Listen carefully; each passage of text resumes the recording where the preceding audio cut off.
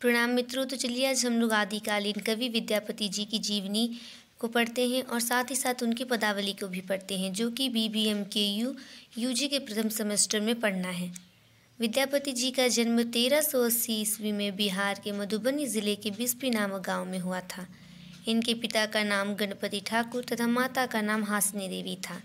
उनका परिवार विद्या व ज्ञान के लिए विख्यात था।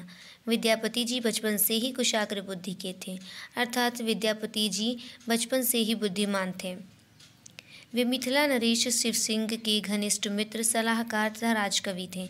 उनकी रचनाएं हैं कीर्तिलता, कीर्ति पताका, पुरुष परीक्षा तथा विद्यापति पदावली। उनकी रचना कीर्तिलता तथा कीर्ति पताका में दरबारी संस्कृति तथा अपभ्रंश काव्य परंपरा देखने को मिलती है। पदावली के पदों में भक्ति व श्रृंगार रस का प्रयोग किया गया है। यही पद उनकी प्रसिद्धि का मूल कारण है। आज भी ये पद तीज त्योहारों में गाए जाते हैं। उनकी भाषा शैली की अनेक विशेषताएं हैं। वे मैथिली भाषा, अपभ्रंश तथा संस्कृत के अच्छे ज्ञाता थे। उन्होंने अपनी रचनाओं में अनुप्रास, उपमा, रूपक, अनियोक्ति तथा अतिशयोक्ति अलंकार का प्रयोग किया है। उन्हें महाकवि कोकिल कहा जाता था। उनका देहांत 1460 ईस्वी में हुआ था। विद्यापति जी की जीवनी तो हमने देख ली, अब उनकी पदावली देखते हैं। उनकी पहली पदावली है वंदना। नंदक नंदन कदम्बक तरुतर, धीरे धीरे मुरली बजाओ। समय संकेत निकेतन बैसल, बेरी बेरी बोली पठाओ। सामरी तोरा लागे अनुखने विकल, मुरारी जमुनाक तीर उपवन उबद्वेगल। फिरी फिरी ततहि निहारी, गोरस बिकेनी के अवते जायते। जनी जनी पुछ वनवारी, तोहे मतिमान सुमति मधुसूदन बचपन। सुनह कछु मोरा, भैनी विद्यापति सुन बरजोवती। वंदह नंद किशोरा। इन पंक्तियों के माध्यम से विद्यापति जी ने कृष्ण जी की मनोदशा का वर्णन किया है। जैसा कि श्री कृष्ण जी अपने संकेतिक स्थल पर पहुंच चुके हैं और राधा की प्रतीक्षा कर रहे हैं, परंतु राधा अभी नहीं आई है, इसलिए जो कृष्ण जी की मनोदशा है उसका वर्णन कवि ने इसमें किया है। नंदक नंदन कदम्बक तरुतर, अर्थात नंदक मतलब कि नंद जी, और नंदन अर्थात नंद जी के पुत्र यानी कि श्री कृष्ण जी। कदम्बक तरुतर, कदम्ब के वृक्ष के नीचे, तरुतर मतलब कि तरु अर्थात वृक्ष के नीचे बैठे हुए हैं और धीरे धीरे मुरली बजाओ। और वो मंद मंद गति से मुरली बजा रहे हैं, अर्थात वे मंद मंद गति से मुरली बजा करके राधा को संकेत भेज रहे हैं कि मैं अपने संकेतिक स्थल पर पहुंच चुका हूं, अब तुम भी यहाँ पर आ जाओ। समय संकेत निकेतन बैसल, जहाँ पर उनका सांकेतिक स्थल था, अर्थात जिस स्थान पर वे मिलने वाले थे उस स्थान पर वो जाकर के बैठ चुके हैं। बेरी बेरी बोली पठाओ, और किसी सखी से या किसी दूती के माध्यम से वे बार बार राधा जी को संदेश भेज रहे हैं कि मैं यहाँ पर आकर बैठ गया हूँ, तुम भी आ जाओ।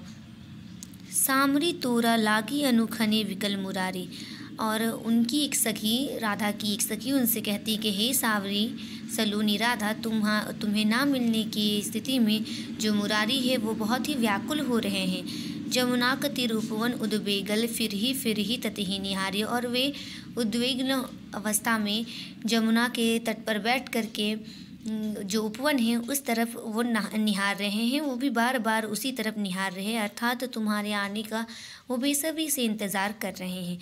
गोरस बिकेनी के अवते जायते, जनी जनी पुछ वनवारी, अर्थात जो गोरस यानी कि दूध दही बेचने वाली जो महिलाएं हैं उनसे भी वह राधा के विषय में पूछ रही हैं। इस प्रकार की सारी बातें उसकी सखी राधा को बताती है। तोहे मतिमान सुमति मधुसूदन बचपन सुनहु कछु मोरा, वो कहती हैं, उसकी सखी कहती है राधा से कि हे राधा, तुम बहुत ही बुद्धिमान हो, तो तुम मेरी बात को सुनो और जा करके नंद किशोर से मिलो और उनकी वंदना करो। विद्यापति जी का पद जो है उसमें तत्सम शब्दों का बहुत ज़्यादा प्रयोग किया गया है और उसी के साथ साथ इसकी भाषा मैथिली भाषा है।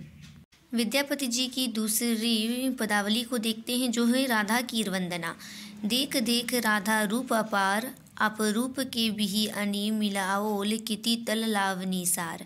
अंग ही अंग अनंग मुरझायत, हेरिये बढ़े अधीर। मन मथ मोटी मदन करी, जे जन से हेरी मही मधिगिर। कतकत लखमी चरण तर नेछाइए रंगीनी हेरी विभोर। करु अभिलाख मनहि पद पंकज अहो निशिकोर अगोरी। इन पंक्तियों में राधा जी की सुंदरता का वर्णन किया गया है। विद्यापति जी ने बड़ी चित्ताकर्षक ढंग से उनके सौंदर्य का वर्णन किया है। वो कहते हैं, देख देख राधा रूप अपार, अर्थात राधा जी का जो सौंदर्य है वह दर्शनीय है, उनकी सुंदरता देखने योग्य है। अपरूप के बिहि आने मिलोल किति तल लाभ निसार, अर्थात जिस भी विधाता ने राधा जी को बनाया है उन्होंने पृथ्वी के समस्त लावण्य के सार को संयोजित करके उनका निर्माण किया है, अर्थात उनका जन्म जो हुआ है वह पृथ्वी के संपूर्ण सौंदर्य के समावेश से हुआ है। अंग ही अंग अनंग मुरझायत हेरिए बढ़े अधीर, उनकी सुंदरता को देख करके जो कामदेव हैं वो भी शर्मा जाते हैं। कामदेव भी उनकी सुंदरता के सामने कुछ नहीं है। मनमथ मोटी मदन करू जे जन से हेरी मही मधिगिर, अर्थात उनकी सुंदरता को देख करके जो श्री कृष्ण जी हैं जो कि स्वयं सौंदर्यवान हैं, वे भी राधा जी की सुंदरता को देख करके मूर्छित होकर के ज़मीन पर गिर जाते हैं। कतकत लक्ष्मी चरण तल निछाइए रंगीनी हेरी विभोरी, अर्थात कितनी कितनी लक्ष्मियाँ उनके चरणों में निछावर होना चाहती हैं केवल उनकी सुंदरता को देख करके। करी अभिलाख मनहि पद पंकज अहो निसी को कोर अगोरी, अर्थात जो विद्यापति जी हैं वे स्वयं भी उनके चरणों को अपनी गोद में रख करके उनकी सेवा करना चाहते हैं। इन पंक्तियों में राधा जी के सौंदर्य का बहुत ही अच्छी तरह से वर्णन किया गया है और साथ ही साथ इसमें मैथिली भाषा का प्रयोग किया गया है।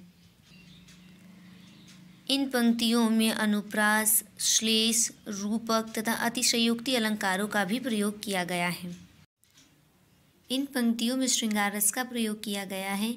इन 2 पदावलियों के अतिरिक्त और 2 पदावलियाँ हैं जो यूजी प्रथम सेमेस्टर में आप लोगों को पढ़ना है, जिसे मैं अगले वीडियो में अपलोड करूँगी। धन्यवाद।